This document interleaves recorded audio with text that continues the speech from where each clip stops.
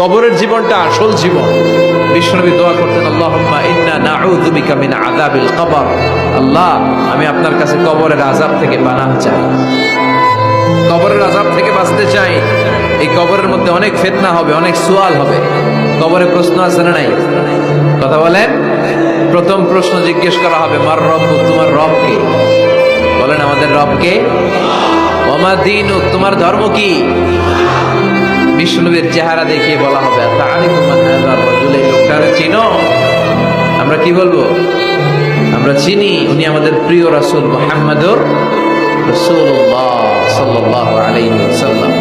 এরপরে জিজ্ঞেস করা হবে, এগুলো কোত্থেকে শিখলা? আমরা বলবো, কোরআন থেকে। ফায়ুফসাহু লাহু কবরুহু ৭০ যিরাআন। সুন্দর সুন্দর উত্তর করতে পারলে আপনার কবরটারে ৭০ হাত লম্বা করে দেওয়া হবে। ইফতাহু লাহু বাবুন ইলাল জান্নাহ, জান্নাতের দিকে একটা দরজা লাগিয়ে